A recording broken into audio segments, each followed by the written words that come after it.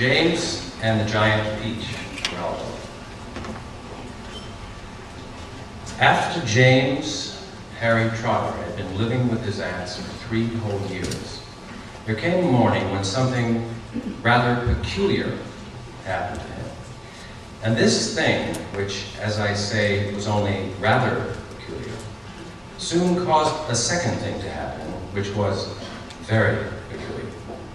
And then the very peculiar thing in its own turn caused a really fantastically peculiar thing to occur. It was at this point that the first thing of all, the rather peculiar thing, that led to so many other much more peculiar things happened to him. For suddenly, just behind him, James heard a rustling of leaves, and he turned around and saw an old man in a crazy dark green suit emerging from the bushes.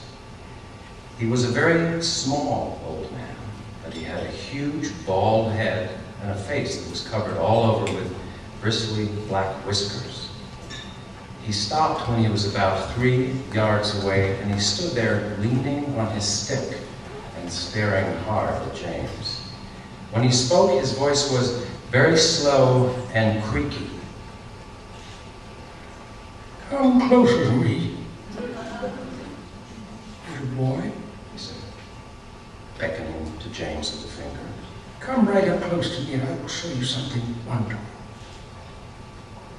James was too frightened to move. The old man hobbled a step or 2 nearer and then put a hand into the pocket of his jacket and took out a small white paper bag.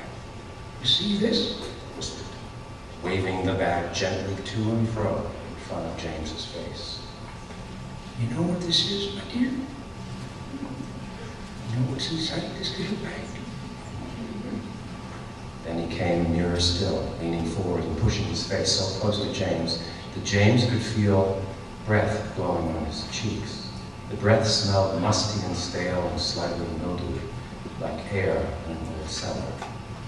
"Take a look, my dear," He said, opening the bag and tilting it towards James.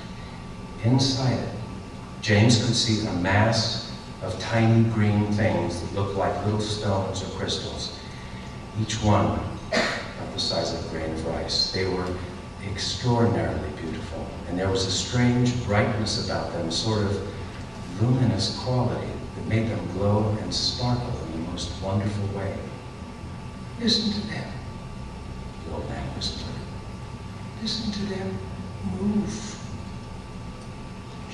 James stared into the bag, and sure enough, there was a faint rustling sound coming up from inside it. And then he noticed that all the thousands of little green things were slowly, very slowly stirring about and moving over each other as though they were alive.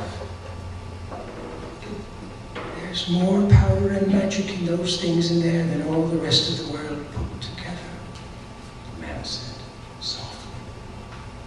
"But what are they?" James murmured, finding his voice at last. "Where do they come from?" "Ha! The old man whispered. You'd never guess that." He was crouching a little now, pushing his face still closer and closer to James until the tip of his long nose was actually touching the skin of James's forehead. Then suddenly he jumped back and began waving his stick madly in the air. "Crocodile tongues!" He cried. 1,000 long-sliding crocodile tongues boiled up in the skull of a dead witch for 20 days and nights with the eyeballs of a lizard.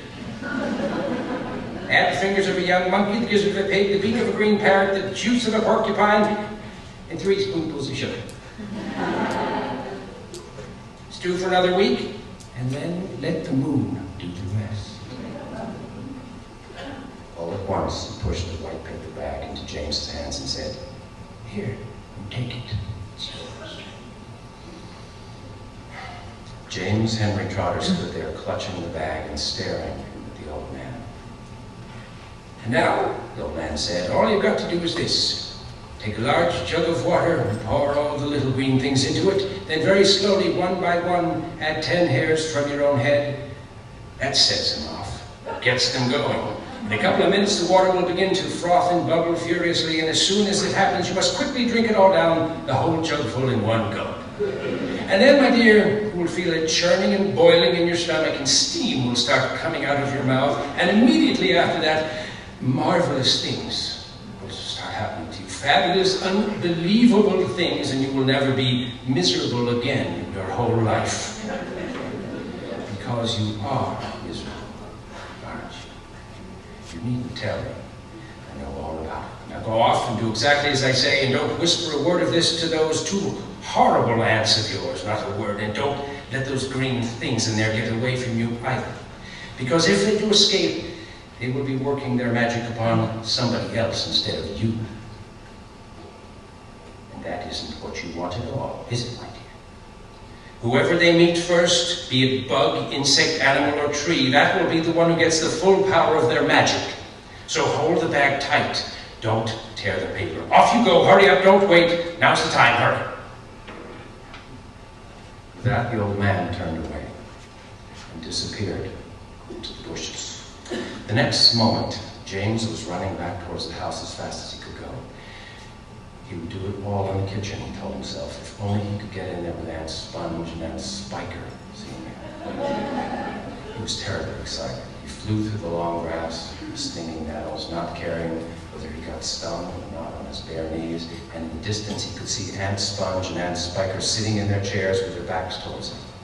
He swerved away from them to go around to the other side of the house, but then suddenly, just as he was passing underneath the old peach tree that stood in the middle of the garden, his foot slipped, and he fell flat on his face in the grass.